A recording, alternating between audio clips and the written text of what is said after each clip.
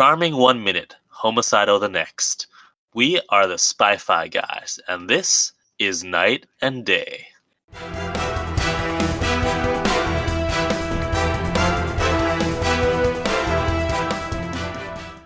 Welcome to the Spy-Fi guys, where we cover spy facts, spy fiction, and everything in between. I'm Christian. And I'm Zach. Welcome back. Yeah, so today we're covering the 2010 Tom Cruise movie, Night and Day. Also starring Cameron Diaz. Yeah. I remember seeing previews for this movie, and all I remember was the part where they're on the motorcycle and he's driving and she's shooting. It's the only thing I remembered. I must say, I appreciate you bringing us our first horror movie. Horror movie? Yeah, the first half of this movie is a horror movie. You mean from June's perspective? Yeah, and you know how like on the internet, on YouTube, they have like movies that are not horror movies and they edit the trailer to make it seem like a horror movie? Mm-hmm. This is like perfect for that. All you need is some scary music and you're good to go. Right, and just, frame all those times that Tom Cruise is being charming as, being homicidal. Right. Being Patrick Bateman-like. I'm sure you know that story, right? I do, yeah. Okay. So anyway, this movie also stars Cameron Diaz. I may have mentioned that already, as well as some other guest stars who we'll get to as we get in there. And it is very much spy fiction. Oh, yes, definitely. But did you see who it was directed by? I did not. James Mangold, who directed Logan. Wow, that is quite the contrast. It is one of his earlier movies, I believe. Yeah. Mm-hmm. And yeah, it's different both in terms of tone and in terms of quality.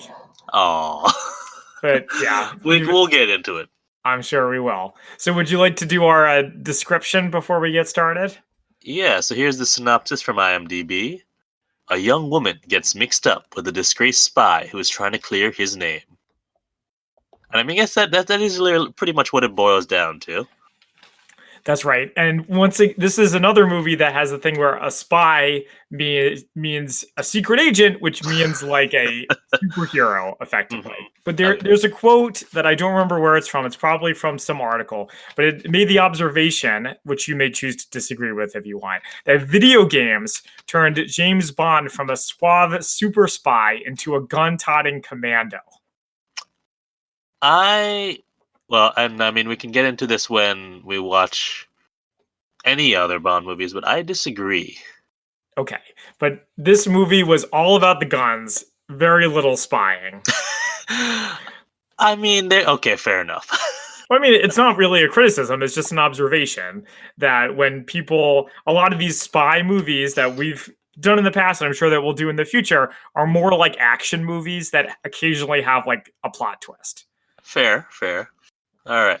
So we start the movie off, and we start with June, who's in a scrapyard in Wichita, and she's, going through all this different scrap, and you see this the scrapyard guy saying, I want to leave, and she's like, all right, I'm done. I just got my thing. And then we go to Roy, and he's in the airport. And, you see him, here's some spy things. He's surveilling the area. He's looking for possible targets. And I enjoy that he's like playing that arcade game and is terrible at it. Yeah, that's pretty funny considering that he shoots people for a living. And this is like a classic romantic comedy thing where it like starts with the two characters separate and then gradually brings them together. Yeah. So he's, going around one of the gift shops. He sees like this little knight figurine and he picks it up, and I assume he pays for it. We don't really see it, but it looks like he just steals it, actually. We wouldn't be surprised. It wouldn't be the first law that he breaks through the course of the movie.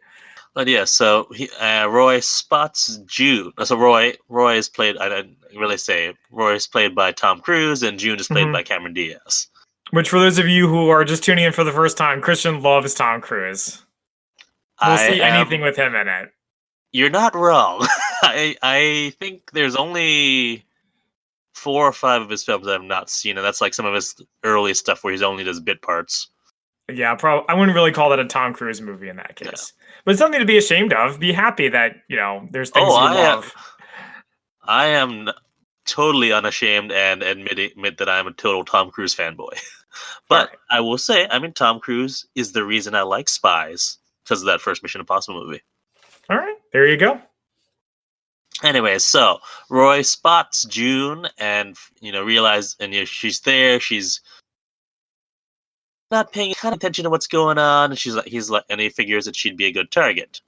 So he arranges it so that June bumps into him before security, and they have a little chat. Yeah, And I don't think anyone was buying that they accidentally ran into each other. oh no, that is totally set up, especially since he's standing like right in front of the escalator. So I also noticed at this point that when they run into each other and he helps her pick up her bag, Mm-hmm. was this the right part where she's like, careful that his valuables in it? Mm-hmm. So I was like, okay, here we go. Here we go. She's the Oh. spy. She's the spy. She's working at him. She Oh. has the valuables in her bag. And that's going to be like the big twist at the end. You Like that thought she was that's a where it was spy the going? whole time. No.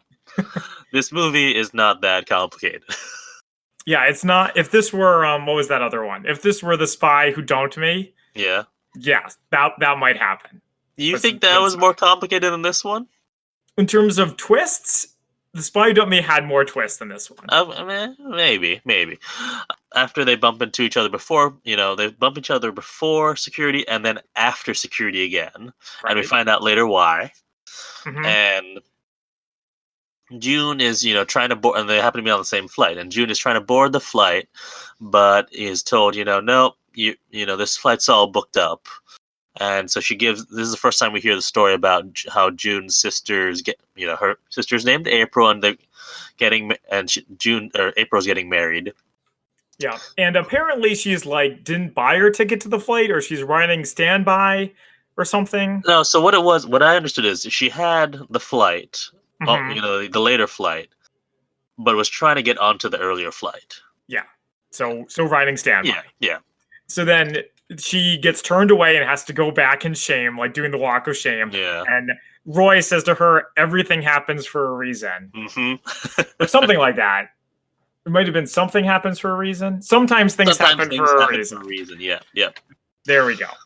And then so Roy gets on the flight, and then it's the first time we see Agent Fitzgerald, who's in a car on the phone with, who we later find out is CIA Director of Counterintelligence Isabel George. She is also in Suicide Squad as pretty much the same character. Wait, you're right. What's her name? Oh, Viola Davis. Oh yeah, Viola Davis. Yeah, she's pretty famous. I forgot that she was in Suicide. I mean, I tried to block out most of Suicide Squad, so let's be honest.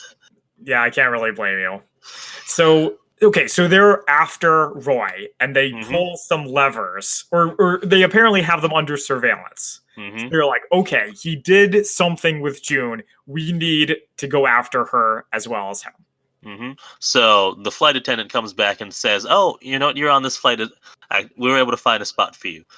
And when June gets on the flight, it's pretty much empty. There's maybe like 10 people on it as a whole, and let's see, it's like looked like a 737, no, 727 even, with a 3x3. Yeah, an enormous plane with nobody on it, and this is the first horror movie moment, of which there will be more. It was like right out of the Twilight Zone. All right. And I love this trope, which is that spy agencies can like control everything with like a phone call. That they'll just be able to kick 80, maybe more, like 150 people off of a plane, and like no one even notices. They don't come back the other way. Or maybe it's like, Roy got on first, and then they stopped everybody else from coming on. Probably. Well, if you look at the terminal too, there's not anyone else waiting, so I don't. Maybe it's just a CIA chartered flight.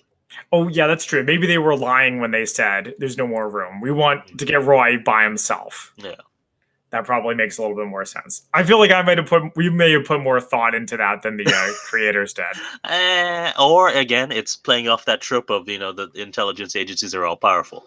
Right. I'm sure that's just what they want you to believe. Yeah. So they sit across the aisle from each other, and they're chatting and flirting, and June is explaining how she's she restores vintage cars, and she was looking for scrap metal in Wichita because apparently Kansas has the best scrap, and looking for a piece for the car that I thought I had it written down, but I do not remember what kind of car that is. It doesn't matter. Yeah. they, Anyway, so they make she's a point of it, but it doesn't matter. yeah. So she says, she always she's gonna give it to her sister for their wedding because it was a chassis that her her late father picked up, and the line is that when she always felt like that when the last part went in, she'd just take it and drive to the south, very tip of South America, Cape Horn. Nice. And And Roy, on the other hand, has this really cheesy line. Oh, hey, we're going cheat. I like this line. Well, apparently June liked it too because it Yeah. worked for her. Someday. That's a dangerous word. It's really just code for never. I think a lot about the things I haven't done. Dive in the Great Barrier Reef. Ride the Orient Express. Live on the Amalfi Coast with nothing but a motorcycle and a backpack. Kiss a stranger on the balcony of the Hotel du Cap. It's in South France. Which I wonder how you got the stranger up there in the first place. Horror movie moment number 2. I mean, like, I was kind of rolling my eyes, but June apparently liked it. I wonder if he rehearsed that speech before he gave it to her. He must have. It's probably his go-to line.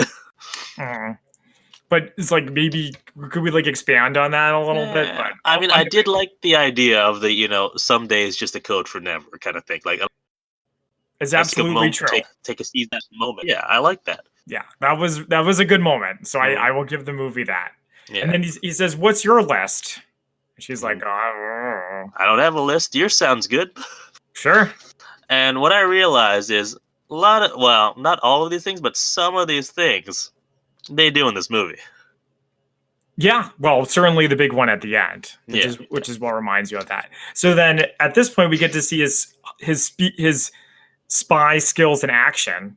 Yeah, when the plane banks or something, and her it's some turbulence. Yeah. And I was impressed with this part because I am not a tall person, and I know that Tom Cruise is not a tall person either. So when I need to put luggage in the upper rack of an airplane, I need to reach well above my head, extend my arms most of the way. All right, let's. Surprisingly, it didn't come up with the last Tom Cruise movie we covered, but let's just address this. He's not. I mean, he's not a tall man, but he's not excessively short. He's what, 5'7", 5'8". He's only 2 inches shorter than me. I wonder if it's the Napoleon effect. Could be, but yeah, you're right. Okay, yeah, you're right. He does do that pretty quickly. He sees it come out and immediately has it in his hands. Yeah, well, the way the angle made it looked like he was right. He's about as tall as the luggage, as the luggage rack. So I assume that's some funky angles. Oh, definitely. But yeah, and when this happens, the turbulence also makes June's drink spill, so she goes to the bathroom to fix herself up. And when she leaves, of course, this is when we find out, well, when it's shown, at least, we may have already figured it out, that everyone else on the flight is a spy or an assassin. Yeah, I sort of predicted that everybody else would try to kill him. That's why there were so few. And sort of like The Spy Who Dumped Me, this movie also does have good fight scenes. It does, and I enjoyed it. So it's very, and it's not, it's almost, it's got a humor to it, which I enjoyed. Yes. Unlike The Spy Who Dumped Me, which had, it was really goofy, and then had these really sometimes gory fight scenes. This had sort of playful fight scenes, which I enjoyed. So the tone wasn't as jarring. Actually, that's a really good observation. And you know what this reminded me of? The part where Roy has the seatbelt, and then he's using rips. His nunchucks. And yeah, he's using his nunchucks, and then it rips and it falls apart, and he has a kind of expression. It reminded me of Jackie Chan. It reminded me of Jackie Chan movies. All right, I can see that. And like Jackie Chan, very often it felt like Roy was barely surviving the fights that he was in. Yeah, and as he's fighting, at least one of the pilots, if not both, were also spies, and one of them has a gun, and he shoots the one pilot, and the pilot accidentally shoots the other pilot, and so now there's no one flying the plane. Yeah, they make a plot point of that. I also liked how here they have guns with silencers that are clearly smaller and firing low caliber like Mm-hmm. less like what's the word I'm looking for? Like less powerful rounds. Mm-hmm. So I read this on crack.com. I don't know anything Okay. about guns. All But right. you know how in spy movies when they have silencers where they go Yeah, no, that's not true at all. well, it can be true if you fire very low speed ammunition. Like a 22 caliber or something like Right. that. Okay. But like if you take like a cop's gun and put a silencer on it, it will Mm-hmm. not make that kind of sound. But Nope. also here it makes sense that they're using lower speed rounds because they're on an airplane. That's true. So it works. Yeah. But yeah, so while this is going on, June is in the bathroom, psyching herself up to flirt with Roy. Mm-hmm. And yeah, that's when, we hear that she's like, kiss a stranger on the balcony of the Hotel du Cap. What kind of line is that? That's a really good line. Yep. And so, and she, when she's psyching herself up, she leaves the bathroom and, finds Roy there with 2 drinks. Mm-hmm. Like nothing happened. Yeah, and everyone, he's apparently very carefully put everyone back in seats. Yeah, Horror movie moment number 3.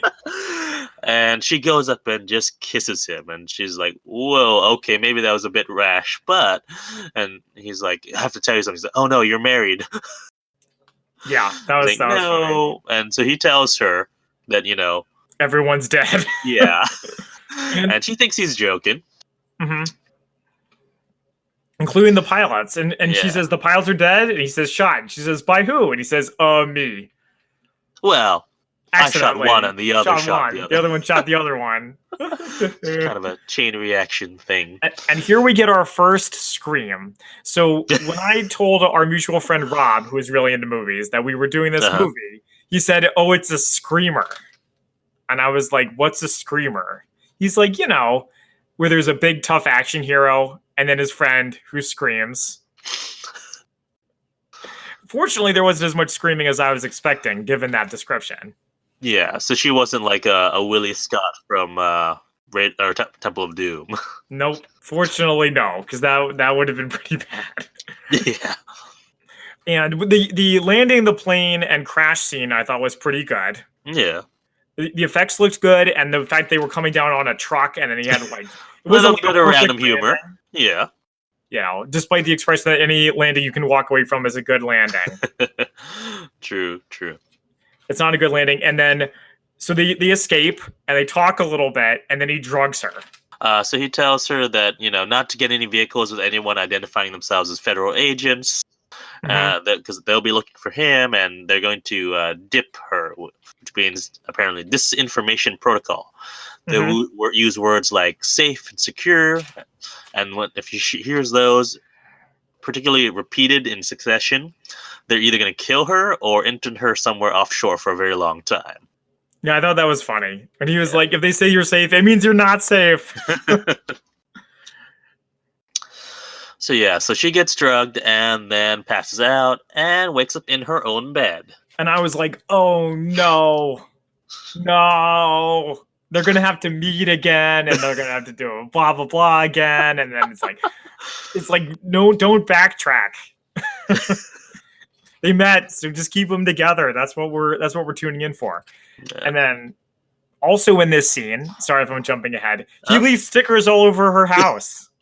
Is this horror movie moment number I love's track already? Well, we're up to number 4, but no, I don't consider it to be a Okay. horror movie. All right. But I do think it doesn't make any sense if he's like, you don't know me. Now I'm gonna leave a bunch of evidence in your house that I was here. Yeah, well, I mean, I think so. This is one of his like habits. So I think what we find is, while he seems to be very good at being a spy, he's also kind of careless. Yeah, well, he has he's an eccentric personality. I think that's what they're going for. Yeah. So, but I kind of like that as it also just shows that he's a planner and that he can sort of predict what she's gonna think. Like, all right, if she turns here, she's gonna think this. Yeah, dude, it's like 50 Shades of Grey. But not in like a sexy way, like a scary way. Hold on, I think that quote needs to be up somewhere on our Facebook page when we post this. Well, we'll see if our audience members agree. But we got more about that later. So, okay. She goes to see her. She goes to the next scene is they're at a dress fitting Oh, with her well, sister. before we get to that, we Oh, sorry. have Rodney, her ex, who's a fireman, who comes to Mhm. check in on her, and she's, he saw a news report about the plane and, wanted to make sure she was okay. And, apparently there's a lot of unresolved feelings there. What a thoughtful guy. Yeah, I mean, yeah. I barely keep track of where people I know are coming to and from any given day of the week. So if I knew that you, for example, I knew you went to a conference in Vegas a while Mhm. ago, but if I saw in the news that a plane in Vegas, I don't know, had like some engine trouble and had to land in Scranton, Pennsylvania, I would not think to call you and be like, "Hey, were you on that plane?" True, but we were not, well, he had tried to propose to her, and we found this out later, to propose to her at some, so he's clearly got attachment issues Right. already I there. mean, no, So it's not entirely all thoughtful. It's also just his hangups. yeah, that's. I mean, I get that. I mean, doesn't it take place in Boston It or does, yeah. so? It's like there are a lot of planes that come to Boston any given That's day, true. That's true. but Yeah, that's a good question. So whatever. how did he know that she was on that plane? I won't get too hung up about it because I wanted to talk about these are the guys I relate to in movies. Oh, what the average Joe guys? Yeah, the guy who gets rejected in favor of the spy. Oh. I'm like, they're good people. I bet he'd be good to her, Hmm. but just because he doesn't shoot people for a Yeah. living. Anyways, so yes, as you were saying, before she goes to her dress fitting, she goes to the auto shop, and this is the first time we get a sign that someone's surveilling her. Yes. Also, one quick thing about the dress shop is we meet the sister for Hmm. one scene, and the sister's played by the daughter from Taken.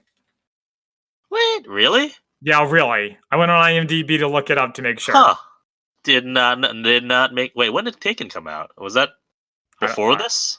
I don't know. It might have been like a year or so before it. I think Taken's Okay. relatively old now. Unfortunately, my phone is sitting on my mouse, or Oh, else I would wait, take a I've look. got it here. And Taken 2 was in 2012. Taken 1 was in 2008. So, yes, 2 years before this. Okay. Mhm. I did not recognize her. Yeah, but that's her, all right. So, Oh uh, yeah, so April, June's sister, mentions that she's been thinking about the GT. I knew I had it written. It was a GT. It's a Ford GTO. okay. So she said said she's been thinking about it, and she wants to sell it so that her and her husband can afford a new place. Anyways, so and then at the dress fitting, someone comes in and says, anyone belong to this blue truck, Hmm. which is Jude's truck, and they say that she's about to get a ticket. And then, of course, a bunch of feds swarm on her, and we meet Special Agent in Charge Fitzgerald, Hmm. which.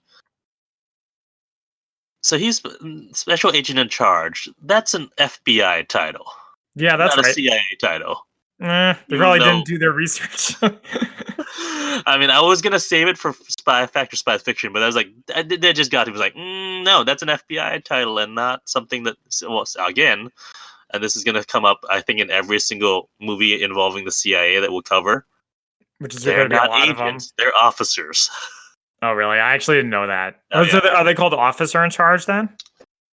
And well, one, they can't operate on U.S. soil, or they have Okay. no jurisdiction. Yeah, but they do that in every movie. That's We true. got to forgive that. If we got hung up on that, we would never be able to watch any of these movies. I have a feeling. True, true, true. All right. So, despite being specifically told not to get into the van with them, she gets in the van with them. Yeah. And actually, I have it in my notes that Fitzgerald says he's FBI. So how were they? Well, maybe it was a joint CIA FBI project. I think so. That Yeah, would make the most that sense. would make more sense. Maybe I got hung up on that over nothing. But yeah, So, Fitz says that a week ago, Roy snapped and had a break with reality, and Fitz also mentioned, is the first person to mention Simon Feck as a person of interest, mhm, and Fitz has one of his guys, take her somewhere safe and secure, right. and June hears those words mentioned multiple times, and she's like panicking, thinking, "Oh God, they're gonna kill me, or they're gonna detain me somewhere." Just And like Roy then said they would. there's a shooter on the freeway. Horror movie moment number 4. This is so scary. So there's this movie coming out called The Invisible Man. It's a remake of the Oh old movie. yes, It's about an invisible guy stalking his ex-girlfriend, and that is what this reminds me of. really? Yeah. Okay. So first of all, he's putting her in more danger by trying to quote rescue her because she doesn't know anything, and eventually they would figure that out. But meanwhile, there are like car chases, gunfights. She almost dies like 5 times in this part. All right, all right. So yeah, like you said, there's a gunfight that ensues on the freeway. There's Roy he's on a motorcycle. He lands on the hood of the car that she's driving. She That has was to great. drive over a dead guy because the driver got taken out. Mm-hmm. And he gets thrown around off the roof. And there's this great shot that I love of him, like he fell off the car and off the freeway, and then all of a sudden June sees him rising up on an on ramp, like in a Mm-hmm. very heroic pose. And And she's like, "Who is this guy?" yeah, that was great. I mean, it reminded me of The Matrix Reloaded. The way he enters the scene where it's like his motorbike goes over and then suddenly thwomp, he lands on the car. That was really, I mean, the scene is exciting. The implications are scary. I Yeah, don't want to hammer on about that too much. I also and like the part with the sunglasses kid. oh yeah, that was cute. Yeah, so it's another part where he falls away from the chase and lands on the side of a car, and Hmm. and his sunglasses fall off, and the kid in the car gives him his sunglasses back. Yep. But yeah, so and there's more gunfights. June, opens the door of the car and it crashes into another car, which crashes. Then the door crashes into the car that's chasing them, and She drives the wrong way on the highway a lot. yeah, Almost is in a head-to-head collision, but eventually figures out how to stop the car, and runs onto a bus. yeah. Well, and she also, Roy tells her to hold a gun while he's like grabbing these other guns, Mhm. and she runs away and she puts the gun in a mailbox, Sure. which I is mean, why not? I don't have a problem with that. it has her prints on it, and now there's a gun with her prints on it in a mailbox. I mean, she would see that's the one I was trying to make here is that she's implicated as soon as he decided to try and rescue her. Now they think she's in on it, which is exactly what they do, which they wouldn't have if he had just left her alone. Yeah, all right, all right, all right. I can see your point. So, okay, so she escapes and she got onto a bus and he follows her onto the bus. Horror Uh-huh. movie moment number 6. It's so, I mean, I know I'm repeating myself, but it's scary. He like just killed a bunch of people trying to get to her, and then she gets on the bus. He like gets on immediately after her, and there's like nowhere to escape. Just add the music from Psycho. That's good. All right, so she gets off the bus, runs, and Hmm. finds Rodney at the fire station. And Rodney sees that she's panicked. She goes and how about let's go out and get some pie. And Yep. so he's talking. He's talking at her, not talking to her, she tells him her story about the plane and the Right. explosion and everything else, and he is like not listening whatsoever. Well, he doesn't believe her either. Yeah. He thinks that she's I, just having jitters about her little sister getting married. yeah, he is kind of condescending in this part. So a lot of my goodwill towards him kind Uh, of evaporated, even though she is taking advantage of him a little bit. yeah. Well, I mean, well, no, I mean, it's someone who she knows can protect her, or she thinks she can protect her as being a fireman. Yeah, but doesn't she's kind of at this point isn't she kind of hinting that maybe she wants to get back together with him? Not really. She isn't like, yo, this guy is trying to kill me or do something to Well, me. Please protect me. no, she does, but he's not listening at all. Okay, maybe I wasn't listening either. But yeah, so Roy finds them Yes. and basically is trying to tell, saying, maybe I wasn't clear, but we need to stick together. Hmm. And This is my favorite part. I love this part. This is my oh favorite yeah, part of the movie. Is when she's like, he's the guy, and Tom's like, As I'm the guy. who's the guy? I'm the guy. I'm the guy. Tom Cruise should play more like crazy people. I think he's really good at it. Yeah. So Roy takes June hostage, and he says, "What does he say?" Oh, He says, "Nobody follow me, or I'll kill her self. and then myself." Oh my No, god! no. He switches it. He says, "Or I kill myself, then her." Oh, I get it. It's supposed to be funny. Well, Yeah. I was too busy being scared. Yeah, so he kidnaps her with like handcuffs and everything. Yeah. And he starts talking like a crazy person, which I found hilarious. Because there's a waiter behind him, like he's saying, stand. He tells Rodney to stay in the booth, and there's a waiter behind him who he like kicks. He's like, sorry, I thought he was making a move, and to calm everyone down, he's like, pie for everyone, no ice cream, a la mode, weakens the legs, people. Lincoln knew it. It's why they got him. I was like, this is nonsense, and I love that he's saying it. Yeah, too bad. The whole movie should have been like that. That would have been great. All this clever dialogue. You don't know what's going on. Element of danger. Yeah. So Rodney, like you said, Rodney comes out and Roy shoots him in the leg. Which is like, oh my god. You really didn't even need to do it. I don't think Rodney was gonna trying to jump him. I think it was. I think it would have. Okay. So our brave hero Rodney gets taken out and they drive away. But before he drives away, he tells him, I shot you through and through, no bone, nowhere near the femoral artery. This could be best thing that happened to you. better than whatever that Hall was that he was talking about. Oh yeah, he was trying to do some training course to be promoted to be a lieutenant colonel or whatever.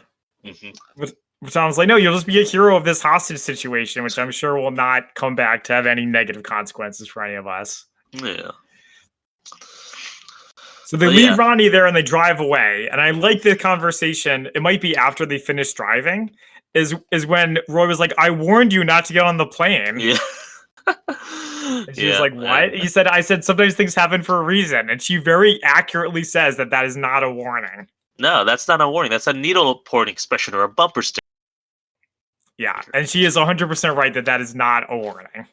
Yeah, and also in this scene, Roy tells June, his part of the plan at least, that that there are like 5 security cameras in the pie place, and they all see her as his hostage.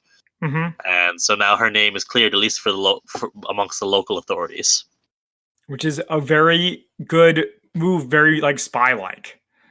See? But he also says that her life expectancy with him is a lot higher than by herself. So I'm not really sure what was up with that. It seems like a little bit of a mixed message. All right, yeah, I can see that. Well, I think, if it was only the CIA slash FBI chasing them, I can understand it. But you also throw in, and we'll find out later, there's also other people after the thing that that Roy has. Right. So that's probably why. Yeah, the MacGuffin. Yeah. So June eventually does decide to go with him, and then the movie changes. All right. It's no longer a horror movie. Okay. Because they are now on the same side. I was kind of enjoying that. I was like, I never would have thought of it that way. Glad you brought that perspective.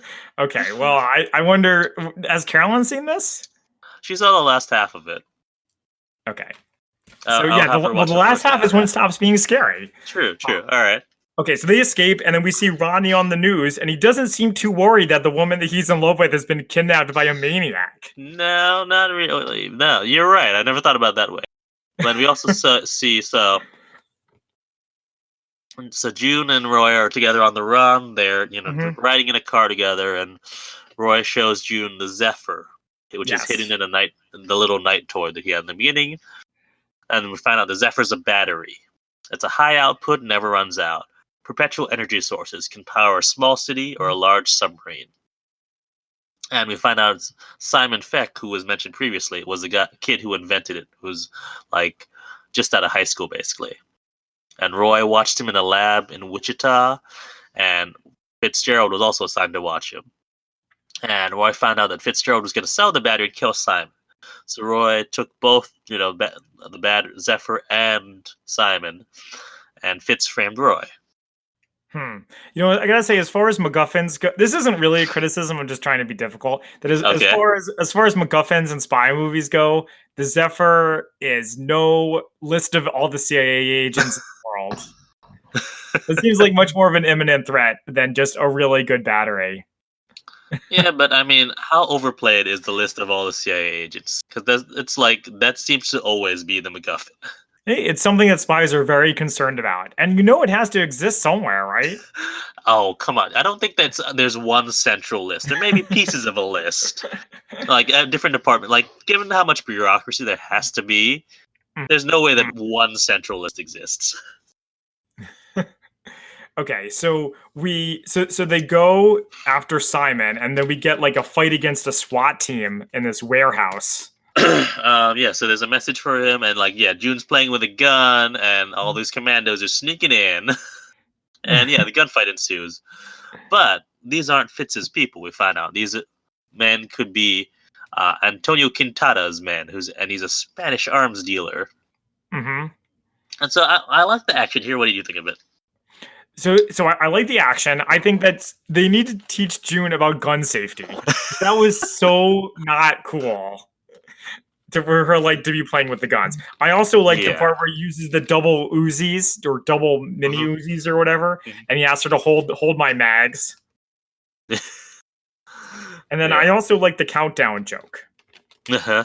Even though again it was like, oh, it's being shot at by a bunch of SWAT team members. They won't kill you even if you're standing in the middle of an open field with no cover for no reason. Hmm. But yeah, so the end But of this fight. well, sorry, I just want to Yeah. say the action on the Oh whole yeah. though was as good as the other action scenes that we've seen. Okay. All right. All So right. I like that. Oh yeah. So at the end of the fight, well, yeah, June. Yeah, she has one of the Uzis and fires like panics, fires it all over the place, including. And this is like if she had any bullets left, she would have accidentally killed Roy Absolutely, she because it would goes have. like all around and down, and it goes up and then Mhm. down towards Roy. And he like catches it between the barrel between his hands as the bullets like stop. So if she had one or two more bullets, Roy would be dead.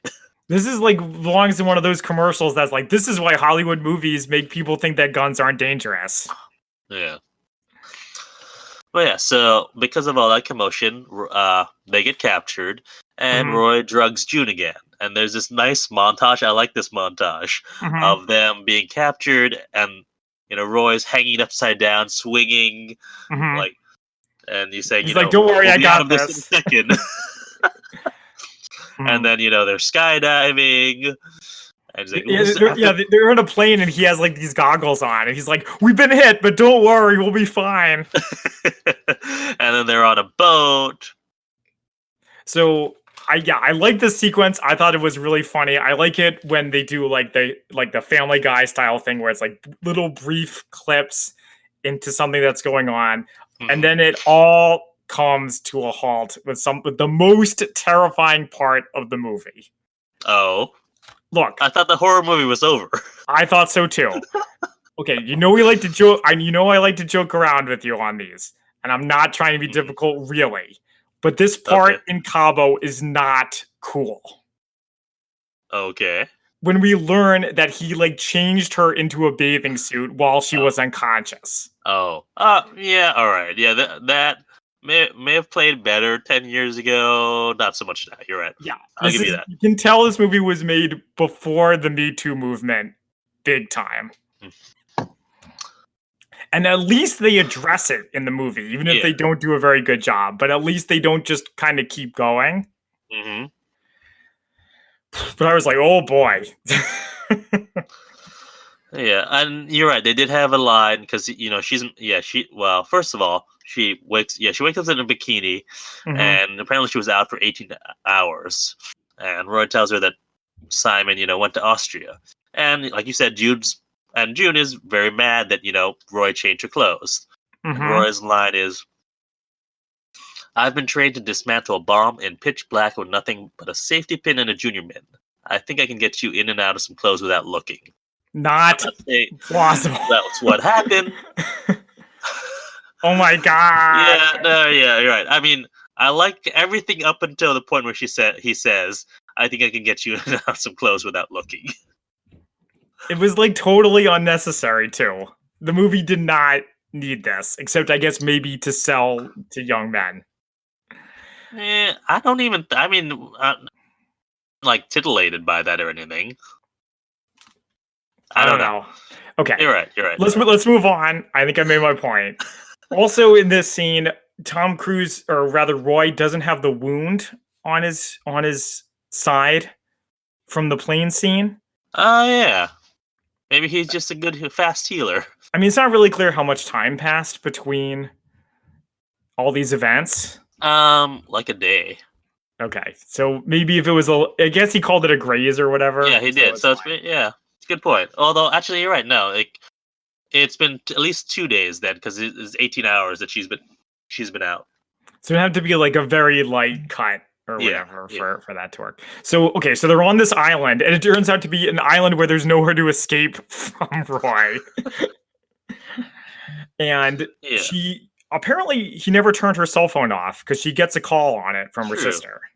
Yeah. Well, so she storms off. She grabs a shirt and a bag, and she gets a call from her sister. She also has there's another phone that goes off inside that bag, and it's hit Roy's phone, and there's a movement alert. It says on the screen, and she sees there's a house and an address and a car, 67 Grand Prix. Mm-hmm. And we find out that she picks up the phone for the call from her sister, but she can't hear anything, and we find out that Antonio Quintana is tracking the call. Yes, he is, and that's how he's able to find them. Yeah. And she goes back to Roy and punches him, and there's some sort of flirty fight training going on. She learns a move Yeah, she knows how to that break a calls hold. she calls it hands like Houdini. Mm-hmm. And as they're flirting and rolling around, a plane comes to bomb the island, Great which spy stuff. It's right out of presumably North by sent by Northwest. Antonio Quintana. Yep. And I love this. Explosions, Hmm. running away. So so they're gonna escape on this helicopter that Roy has covered up, Mm-hmm. and June's panicking. So Roy basically does a Vulcan nerve pinch to knock her out. This is ridiculous. This is so not cool. You cannot do this in 2020 to your female characters. Well, okay, so to be fair, in this moment, he does say drug. She asks him to drug her because she's not she's panicking and Mm-hmm. freaking out, and he says he just does the Vulcan nerve pinch and said, "You asked me not to drug you anymore." Okay. But again, yes, the connotations Are in scary. this, yeah, not great. Mm-hmm. Okay, so we cut to from the island to a train, and is it Yeah, the Orient Express? I'm not it sure. could be. Well, actually, what is the route of the Orient Express actually? Because they're Oh, going through Salzburg. this came up in trivia. It's from somewhere in Europe to Istanbul. So it's misleading to say that it goes to the Orient. It does not. Well, in that day and age, the Orient Express, the Orient, Istanbul was considered like the Orient. Right. This came up at bar trivia, as I may have Ah, mentioned. nice. It would have been kind of cool because then would have matched up with his list. Yeah, that's like in my head it did, but actually, maybe it does. Uh, But I don't remember the yeah, movie if it made it obvious or not. yeah, but it is a fancy car like the Orient Express. Totally. Yeah. And they meet Simon, who's played by a turtleneck wearing Paul Dano. Do you know Paul Dano? I know him. Well, I know he's gonna be the new Riddler, right? That's right. Yeah, Other than that, he's just been around. He's been in yeah. stuff. He's been in stuff I've seen. But yeah, so June wakes up. She goes to the dining cart, and this guy talks next to her, starts talking to her, and this is like, oh, why are you giving out information, June? It's because she's not a spy. All right.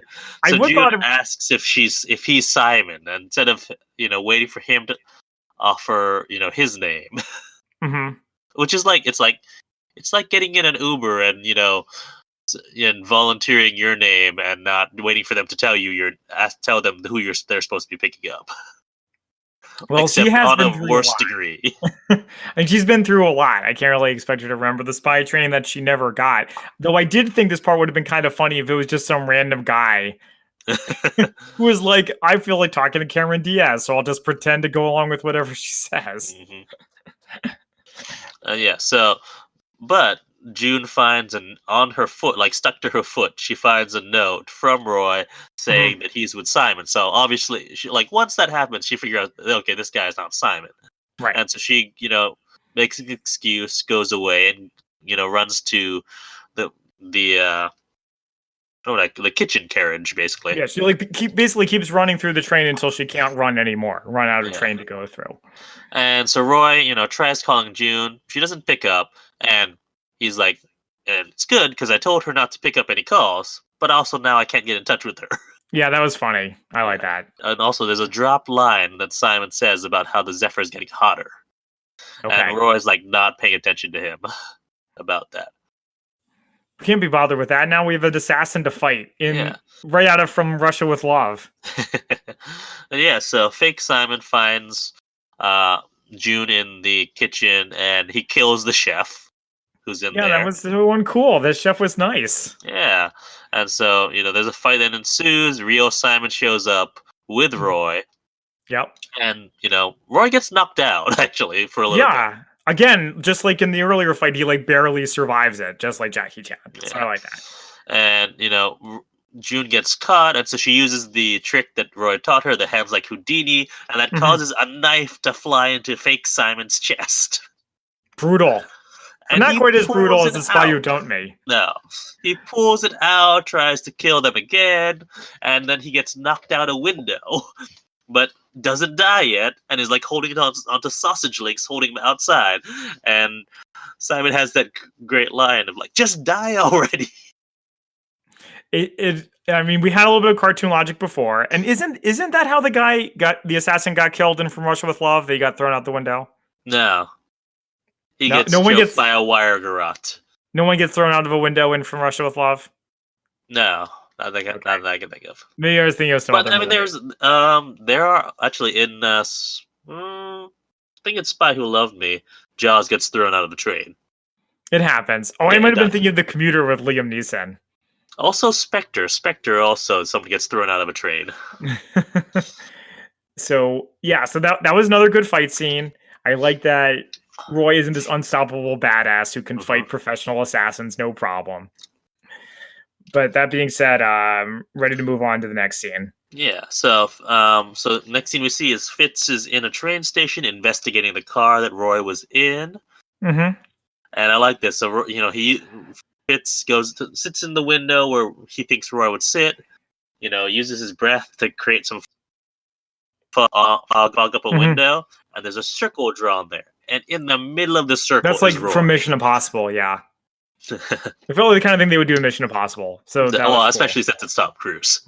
Right. Yeah, the fact that he's Tom Cruise helps. Yeah. And so, Fitz and Roy have a truce meeting. I just like that Roy's just there eating some ice cream. Yeah, he keeps eating in this movie. And Fitz tries to make a deal with him, and Roy refuses. And June's back there waiting at the hotel, and once Roy gets back, she overhears him making a call to someone named Naomi, and gets a little jealous. I also want to know how they afforded to stay in this really nice hotel for a spy on the run. He has if he has access to a private island, I think he's got some, account somewhere. I assume in this ridiculous spy world that this movie's set in, he has access to some sort of account that will let him do all this stuff. Yeah, he has his ways. Yeah. So he goes to see Naomi, and June follows him.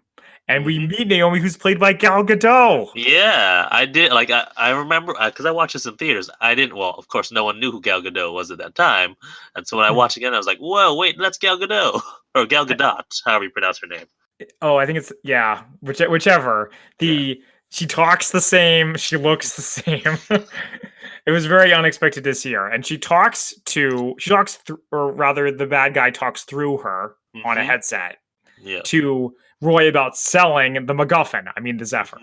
Yeah.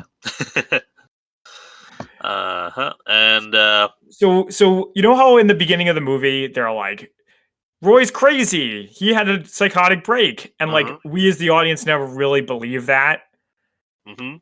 I feel like they're doing this to us again, where it's like like we're supposed to believe he's a bad guy now. Really, like what are they doing? I just don't get it. I mean, I think.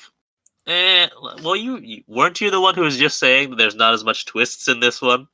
But a twist, you have to like actually believe it for it to be a twist. And I didn't really believe that he was going to sell the Zephyr after all of that. All right. So she overhears all of this, and as she's leaving the restaurant, she runs into Director George. Right.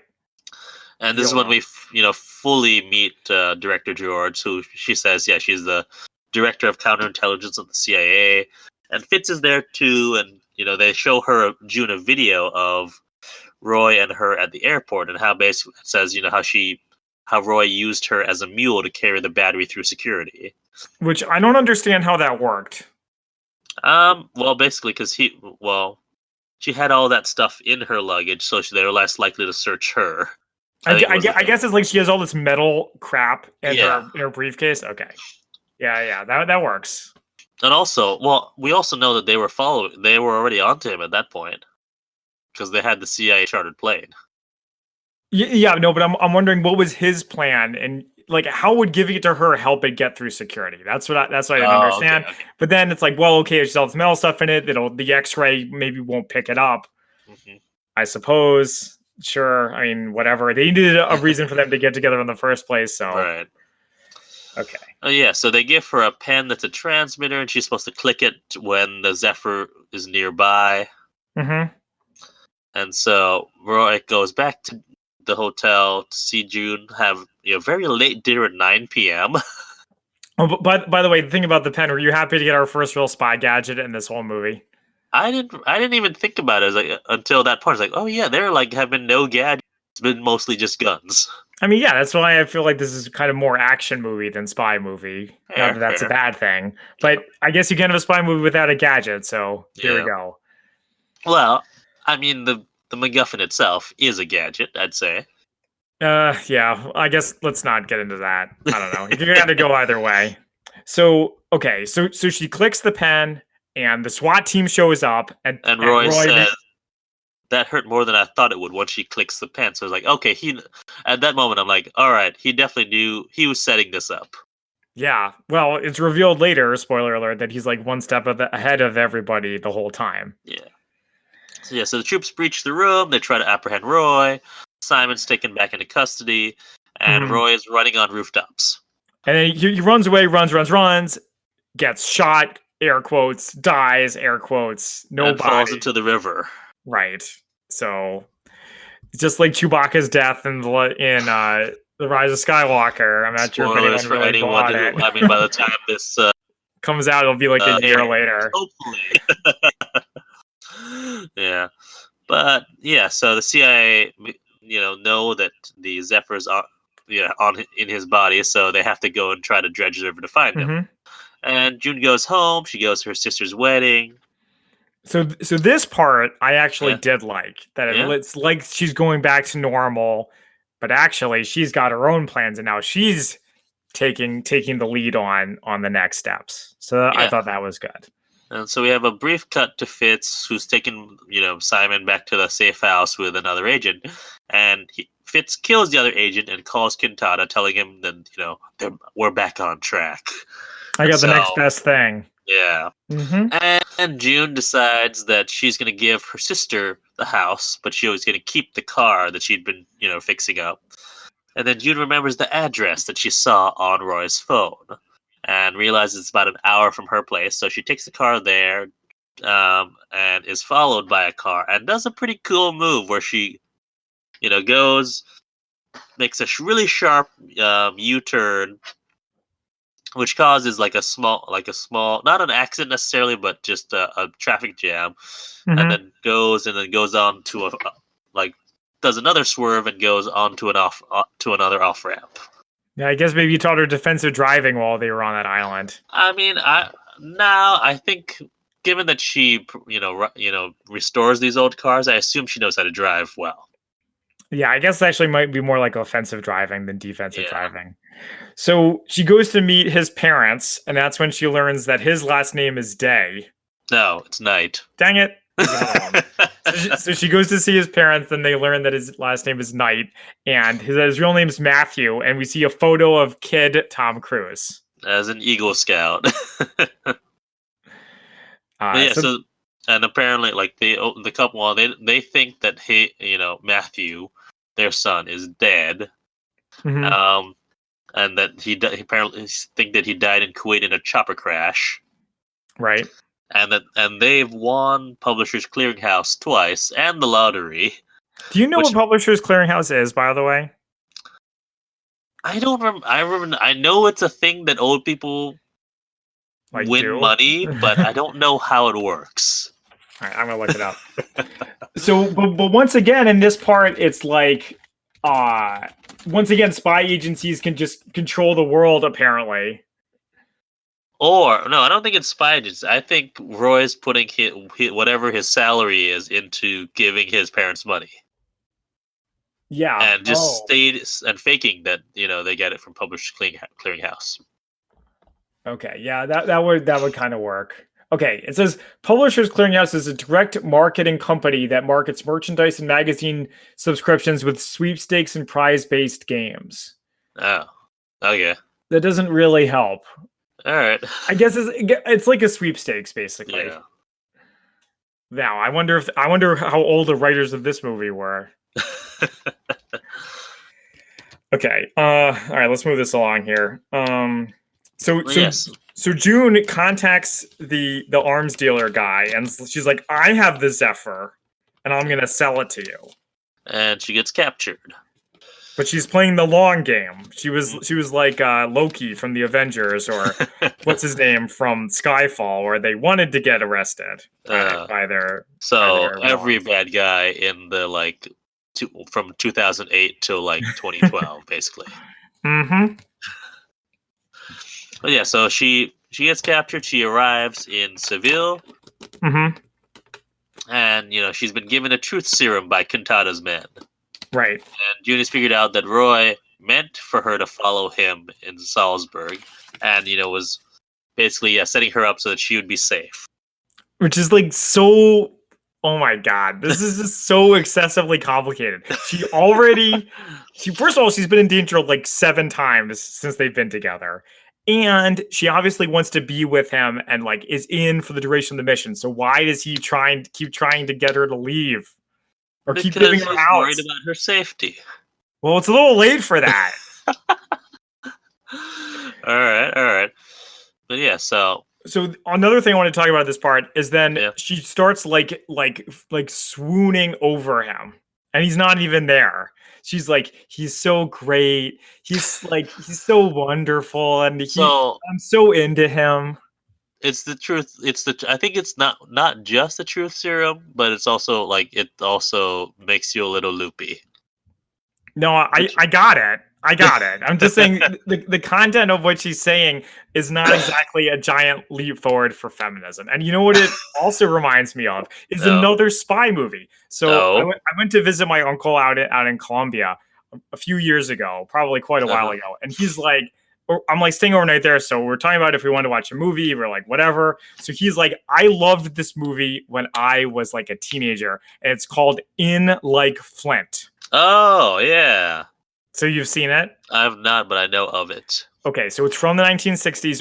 We'll definitely cover it in a future episode. But one of the plot points in it is that Flint, the main character, the James Bond analog, has like this harem of women that like follow him around and like fawn all over him, and it's very regressive. Oh boy. We should see it together because I want to watch your reactions to various things in it. All right. But the point is, that's what this scene reminded me of. I think that's you may be going to an extreme there. I'm like, she's into him, but also, yeah, it's trying to sell that she's sort of. Well, I think it's trying to sell us on these feelings that she's realizing. Okay. Yeah, I get that she's into him. I got it. All right, let's move on. So he shows up to save her, and then we get a gunfight in this like courtyard. Mm-hmm. Do you ever play Counter-Strike? Yes, I did. So it reminded me of that. Yeah, and June. Yeah, so yeah. Roy's alive. He's rescuing June, and June's mad that Roy doesn't seem to be happy to see her. So he goes over amidst Just all like a these woman, bullets. am I right? Always thinking about feelings. I'm not saying that. The movie's saying that. Wow. Okay. The movie's saying that. It's not my Is it fault. though? I know. I guess the movie's filmed from her perspective, so it's hard to say. Okay, sorry. Keep going. Oh yeah. So he goes over and kisses her passionately, and then they escape on a motorcycle, and they go through the city and through the chasing of the bulls, and they're following Simon on a tracker, which was this Hall & Oates pin that he gave to Simon earlier in the movie. Which I like that they never explicitly spell that out to us, but they let us come to that conclusion on our own. Yeah, I missed it. So nice job. I was like, oh, he's tracking with some spy shit. I mean, whatever. He has his ways. They don't explain anything else, so I explain that. And there's a really, really good motorcycle chase scene that I liked, with including Jude firing 2 guns. While being on the motorcycle with Tom Cruise or with Roy. 2 guns, no helmets, no problem. Yeah. So some front wheelies. They do some basically being a matador with a motorcycle when a bull comes after them. Yep. Do they still do the running of the bulls, by the way? I don't know. This is probably going to be our episode where we use the most Googling of stuff live. Yeah, it's like you think with all this history stuff, we'd be looking up more with stuff like Valkyrie, but apparently this movie. Apparently, it's still a thing. Yeah, but they may have changed it a little bit because I remember too many people died while they were doing it, so they had to like make it a little more safe. Also, during this crazy gunfight, car chase, whatever, there's a part where a bad guy with an AK-47 is about to kill them, but then it jams. The most unrealistic part of the movie. AK-47s never jam. Ask anyone. They do the rooftop move again.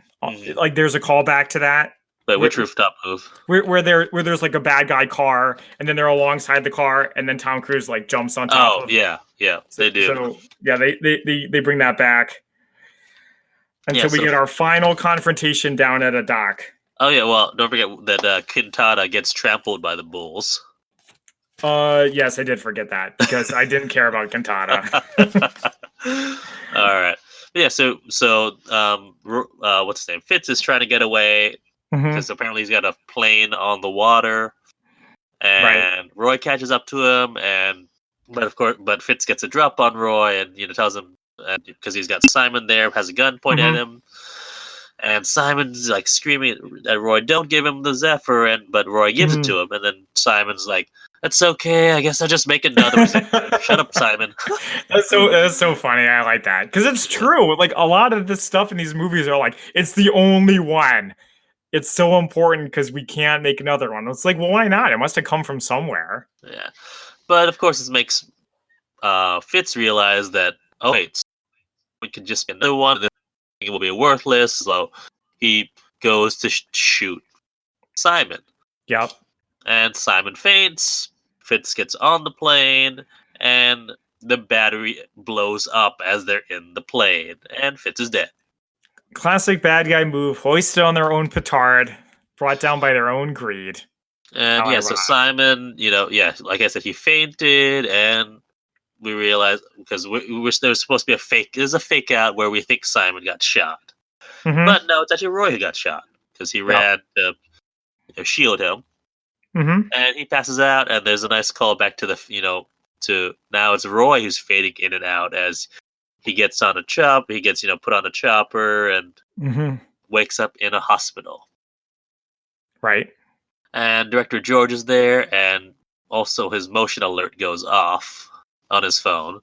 And, Mhm. Director George admits that, she was wrong, and Simon's been sent to a new lab. June's sent home. Yep.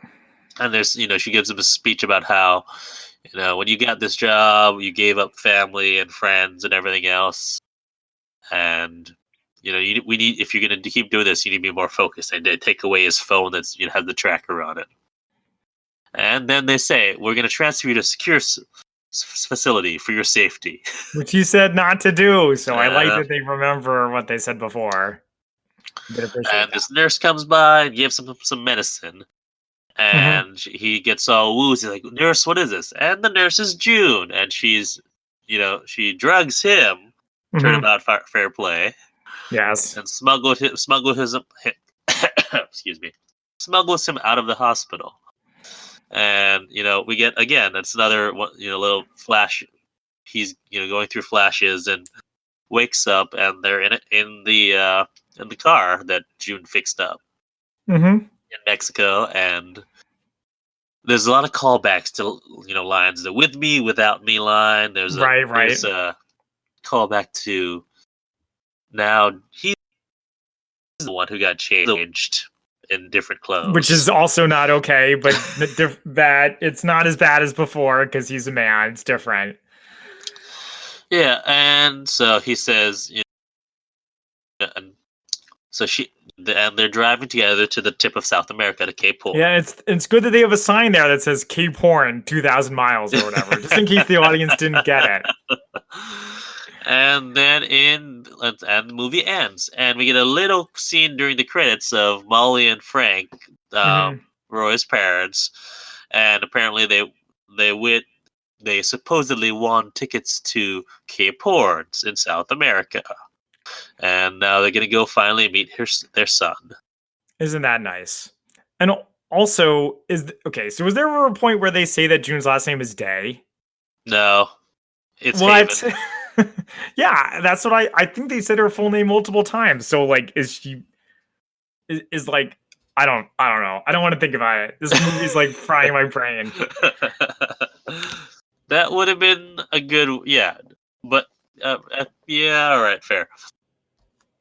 All right, Okay, so we have anything for spy fact or spy fiction? I don't have anything. I have one thing, and it's not. It's just more fact versus fiction, not necessarily spy. I mean, I went through my whole thing about agents versus officers and all that, Mhm. but the running of the bulls doesn't happen in Seville. It happens in Pamplona. Pamplona. Yeah. Yes.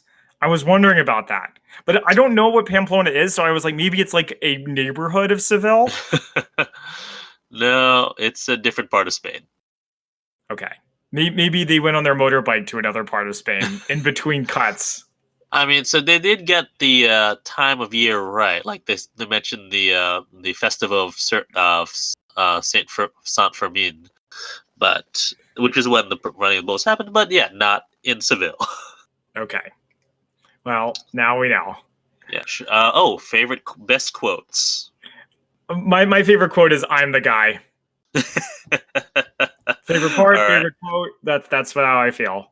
I like I like someday. That's a dangerous word. It's really just code for never. Yeah, I think that's the difference between our personalities. Is I like the joke, and you like the deep, thoughtful. Probably the most thoughtful part of the movie. Probably the part that'll Yeah. stick with me the longest. Hmm. All right, so now is our time for our rating from 1 to 10 martinis. 1 being a terrible spy movie or movie in general. 10 being the best spy movie we've ever seen. Uh-huh. All I can right. go first if you'd like. Yeah, sure. So I don't know. There's a lot to think about this movie. It was not boring. All right. It did hold my attention, but Mhm. it felt very chaotic. Like there's all kinds of ideas and thoughts and plots and stuff that get brought in and then gone again. Like her name being Day is a good example.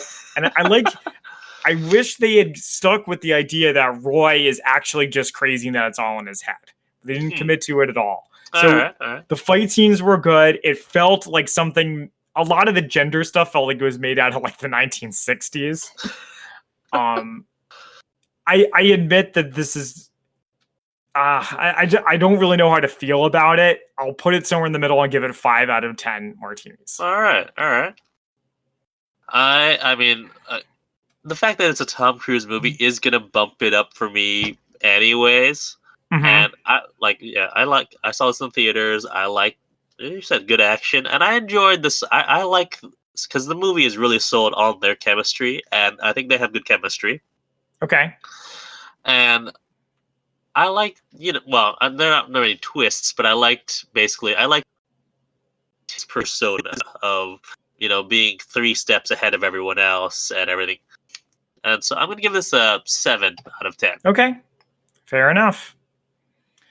So anything else you want to talk about before we get on our way? No, I don't think so, but I just want to thank our listeners for joining us. You can find us on social media at the Spy-Fi Guys on Facebook, Twitter, and Instagram.